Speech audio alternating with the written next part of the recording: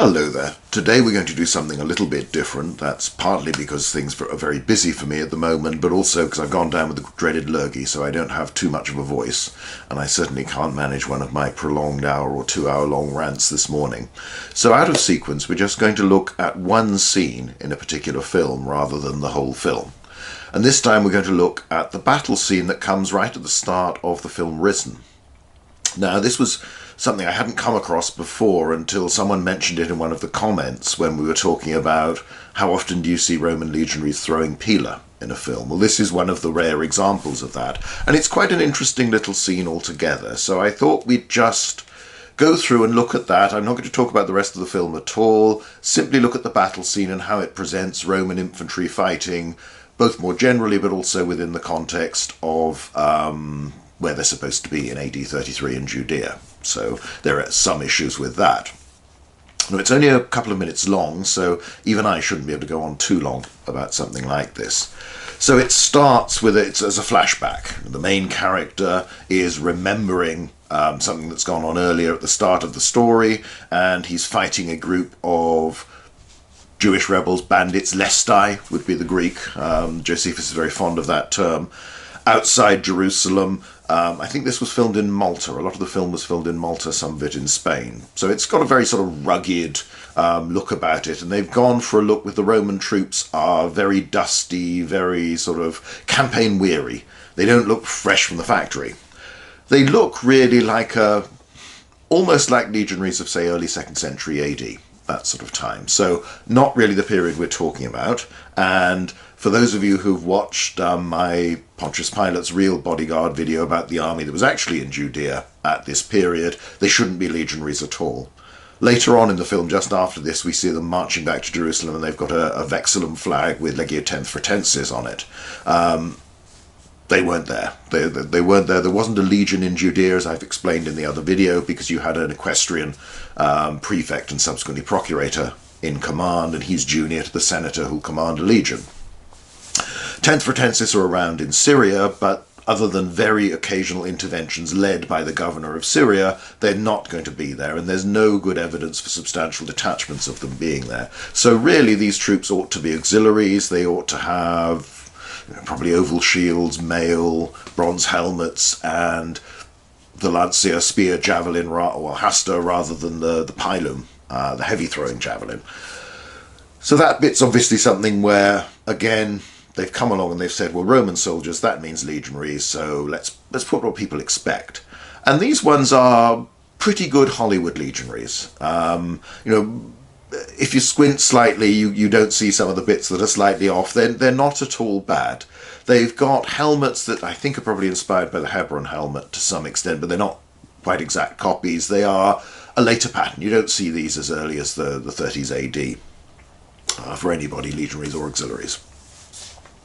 They've got lorica segmentata, but it is, of course, Hollywood lorica segmentata. It's made of leather, and it's sort of, again, you look from a distance. It took me a while to, well, yeah, that's definitely soft, and it's not metal. It's not just dull, unpolished iron. It's very definitely armour made of leather. Now, again, you see this in the Mel Gibson Passion of the Christ, and you see it in quite a lot of other films, and of course it goes back to Spartacus and things like that as well. Back in those days, people actually thought that the Roman army was using a lot of leather armour because they hadn't yet appreciated that many of the monuments were originally painted, so a smooth surface on something like Trajan's Column or elsewhere doesn't mean that somebody's wearing a leather cuirass. It just means that the bright, shiny, sort of silvery colour was painted on for the male armour.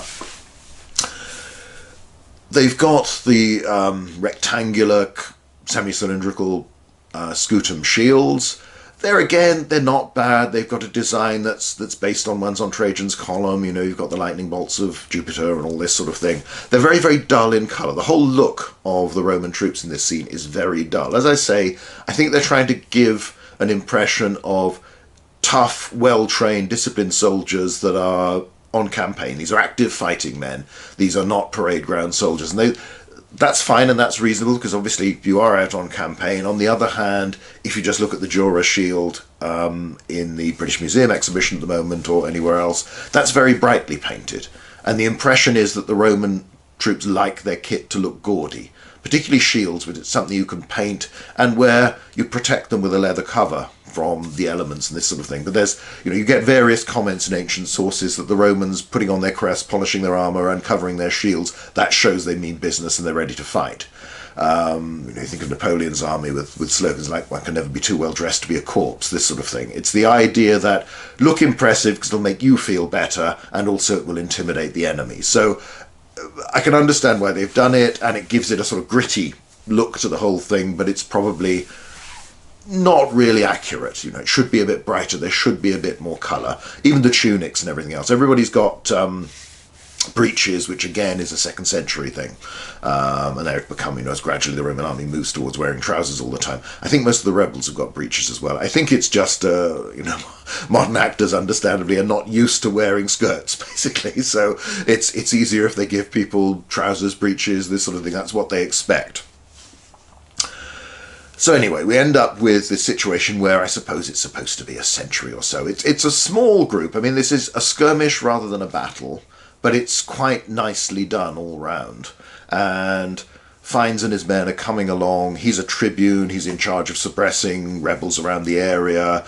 These seem to be led by Barabbas. I'm not quite sure how they explain that later in the story, because at the moment I've only had a chance to see this bit, and I thought I'd focus on that rather than do the whole film. Again, he's mentioned in one of the Gospels as a lestis, so again, it's reasonable enough. There are no auxiliaries, there are no cavalry, there are no archers or anything like that. You just have a unit of legionaries that really mean business. And the whole way the scene is done is to show Fiennes' character as a very good leader, as capable, determined, ruthless, very good at his job. His job is to suppress by brute force any sign of resistance to Rome, and that's what he's going to do, and that's what his men do, and they do it very, very well. So you've got these, as I say, not quite the right period legionaries, are not quite perfect if you you look too closely, but nevertheless not terrible by Hollywood standards.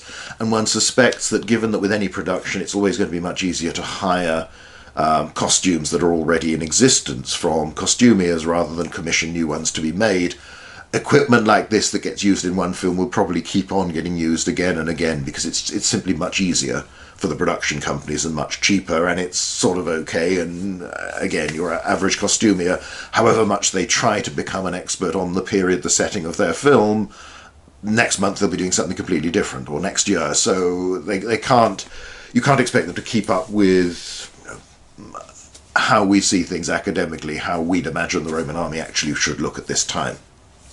Anyway, this is the setup. The rebels are up on a sort of spur. They're on top of a stone wall. It's quite interesting. It doesn't have a parapet or anything. They're actually standing on top of it. And if you ever go to Masada and see the Roman forts there, that's presumably how the walls of those marching camps work, that this is either something you stand behind and it's sort of shoulder height and you thrust over the top, or you have to stand on top of it to give you a height advantage. But with a dry stone wall, there's no simple way of setting up any sort of parapet that allows you to be sheltered while you're using it as a fighting platform. So that's, again, reasonable enough. The rebels are obviously not uniformed. Everybody is very drably dressed. Again, that's something people tend to inflict on the ancient world, this idea that it shouldn't look too bright and shiny. To be honest, whites and off-whites and wool colours are obviously the most common for a lot of clothing, particularly the clothing of poorer people. So probably should be a bit brighter than that, but lighter maybe rather than brighter. Not necessarily vibrant colours, because those don't tend to last with natural dyes unless they're very, very expensive, which is not what we're dealing with here. But the Romans look drab, the rebels look drab. The rebels are up on a wall. They're lobbing sling stones, they're shooting arrows down, which again, fair enough. You get the impression, if you've only got to read Josephus and his accounts, an awful lot of missiles, slingers, archers, quite common in the rebel groups and then subsequently the armies of the rebellion period. So yeah, not bad at all. They're also rolling down boulders. The Romans are forming up in line, they're moving up towards them, and they've come within range. They're starting to take hits and casualties. You have a boulder that rolls through a couple of times, and several of these come down and sort of knock people down. You see the soldiers fall. It's never quite clear whether everybody's supposed to be dead or just injured. They pretty much, once they're down, they lie still. Nobody gets up again.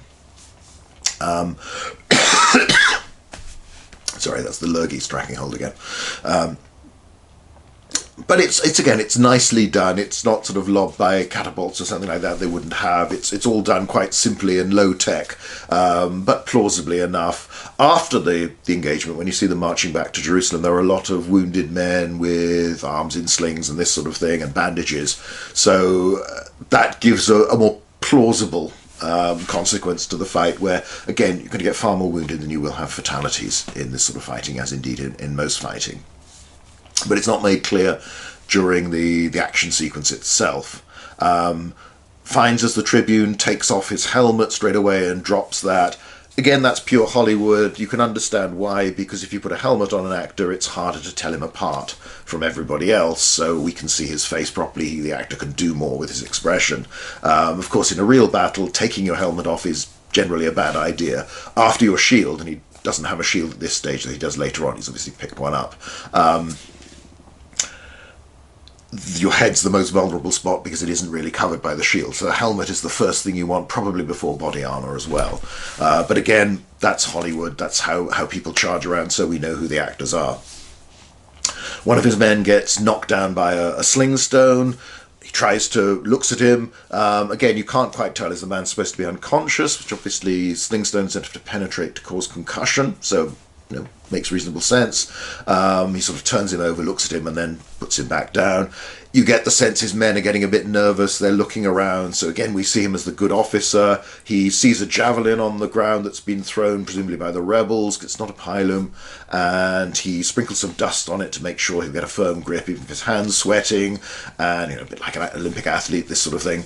And then picks it up. And whilst one of the rebels is sort of taunting the Romans, rather foolishly has turned away to gesture to those behind him, turns back just in time to be pinioned by the javelin that Fiennes has thrown at him. He then starts to give orders. There's some quite interesting, it's simplified, but there are orders. His men respond to his commands. And the Romans are pretty much silent all the way through this. So there aren't battle cries. They are basically waiting to be told what to do, and they're acting as a group. And it reinforces that sense of well-trained, good professional soldiers, good professional killers, really, is almost what they're trying to present them as. And he tells them to sort of, they ready their peeler, and then we get this nice sequence, which is how I came to this scene altogether, because I say it was mentioned by in one of the comments. And they do it quite interesting. They ready the peeler, they move forward, they've got the sort of hefted, ready to go. Each pilum is, again, a Hollywood one. It's a lot thicker, clumsier, particularly the metal point. I suspect this is because they're not made of metal. They're probably fiberglass or something like that, so that they're not going to start killing your extras. And to make them robust enough to be transported around to sets and used in these action sequences, you have to make them chubbier, basically, than the real things. But they're not bad. They give the impression they've got the relatively small point, a long iron shank behind it, and then a wooden shaft. They've got quite large, sort of, not quite butt spikes, but butt plates or something, which again is a little odd. But I've seen ones like this, I'm sure, in quite a few other ancient set films, so I think this is just, again, the sort of stuff that can be supplied, can easily be obtained, because it's been made for another production, probably used in several, and it's there. So they're not quite right, but okay, we'll give them that. It's at least a nice attempt. They are recognisable as meant to be peeler, even if they're not quite exactly as we would, as they should be. And then he gives the order for them to start to throw them, and it's interestingly, they do it rank by rank. So the first rank comes forward, throws them, drops down to the knee. The second rank comes through, they've been opened out into a wide formation, they throw them, and then a third rank does the same thing. I think it's the third rank rather than editing just the second rank coming through. You see some of the rebels fall. None of the rebels have shields at this point, so we don't get to see it punching through a shield and into someone, but nevertheless, it's shown as quite effective. This is a less gory battle scene than many of the ones of the ancient world. So Fiennes gets them to lob their peeler, then he forms them up, they form into close order, they're a sort of a rank of men, big shields in front of them, close together, swords out. Again, because they've gone for a much later legionary look, the swords are closer to the Pompey type, with a sort of stubby point rather than the longer, more triangular pointed mites pattern, which is what we tend to see earlier in the 1st century AD. And the transition occurs during the course of that century. But again, not a big deal, but it's just one of those things worth noticing. So the Romans have got this far. He then orders them to form testudo. And this is quite nicely done and actually makes some sense in this situation, because after all, this thing is designed for approaching a fortification, a position where people are throwing things down on top of you. And the Romans seem better protected by this. Some missiles do get through, there are cracks in it, but it's nicely done, and you see it coming forward, compared to films like The Eagle, which is based on the Rosemary Sutcliffe novel Eagle of the Ninth, where, again, in the book they form a testudo to attack out of the camp. It's not really what you do, but often people put the testudo in because it looks cool, and it's very Roman. In this case, it's actually done rather well, and it makes a good deal of sense. So the Romans are attacking. Earlier on, I forgot to mention this, the rebel leader Barabbas has come out and jumped down and killed a wounded legionary who sort of sprawled out in front of the main formation, and that's partly what prompts Fiennes to go and grab the javelin and kill one of the rebels, because his men are starting to look a bit shaky. And it is nice that even these ruthless Roman killers are shown as worrying, getting a bit nervous. This is a difficult thing, attacking any sort of uphill fortified position.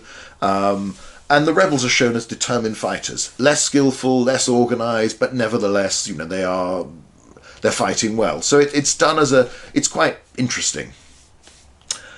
The testudo eventually gets up to the wall itself. The rebels are still standing on top, and they then turn it into a ramp. Now, this is something you get talked about in much earlier sources for the Republic, and that the early testudo was sometimes used as a sort of display during part of the games, where a group would have trained very hard to do this, and they'd either use it to climb up a wall by sort of using it as a human pyramid almost, or they'd drive a chariot over it, all this sort of thing. You get these mentions in some of the sources. It's never talked about in this way in any of the 1st century BC and onwards. It's not in Caesar, it's not in Josephus, it's not in any of these things. In part because usually they're dealing with fortifications that are considerably bigger than this low wall, so it probably wasn't practical, and they've built siege towers and things like that, so they don't need to do things that way.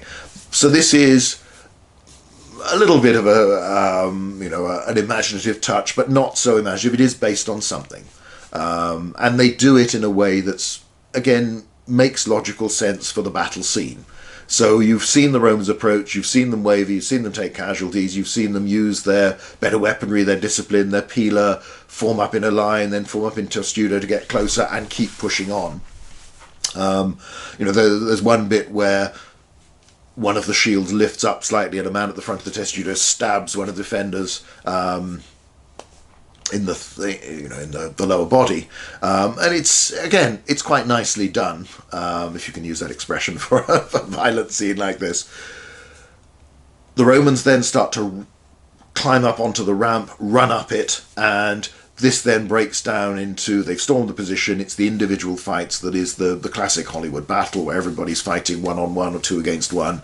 A couple of Romans, 2 of them together, run through this one man who's still up on a wall. Others fight individually. Fiennes takes out several of the rebels. There's bits, one of the Romans comes across the wall, sort of jumps down, looking very wary, and then he drops his shield and sort of just goes in with his sword. The one next to him draws his sword from his scabbard. Why he's waited this long, we're not sure, and just throws the scabbard away. They're good dramatic touches. It's quite powerful on screen. Doesn't entirely make sense. You think you'd want to keep your shield, and really why you've taken the baldric off your shoulder and you've got your scabbard loose so you can throw it away. Why you would do that, I don't know. That man's also not got a shield by this point. So, as I say, interesting, dramatic, more than a little artistic license. The fight bogs down. The Romans are, far more effective at fighting. Very few of the Romans fall at this point. They pretty much cut down most of the rebels. But again, the rebels fight hard. They're very determined. They capture the leader, and he's brought before the tribune and seems to be executed. You don't quite see it happening, but there's a sort of stab down. So again, it confirms that whole sense that the locals have got plenty of grievances. They don't want to be occupied by the Romans. They feel this is a foreign, people of a different religion that are occupying their land, and they're determined to fight. And they fight with great courage, with great determination, with some level of skill, but without the discipline, the equipment, the efficiency of the Roman army. So, in the end, you feel they're outclassed, and if they hadn't had their higher ground and wall to hide behind, this would have been over a lot quicker.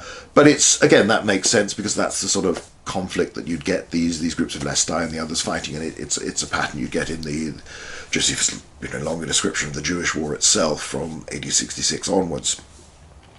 So all in all, it's a well done little battle scene. It makes logical sense to the audience. You can explain what's going on while showing them a few unusual things like the Pila, like the testudo. It gives an impression of Roman discipline, Roman efficiency, of rebels' enthusiasm and determination, but less sense of them being ordered and disciplined and trained and all this sort of thing. It shows the Romans as very tough occupiers, as good soldiers, and their commanders especially so. He's read the mood of his men, he's inspired them when they need to do it, he controls them, his orders are sensible, and the attack goes through, after initial problems, it goes through like clockwork.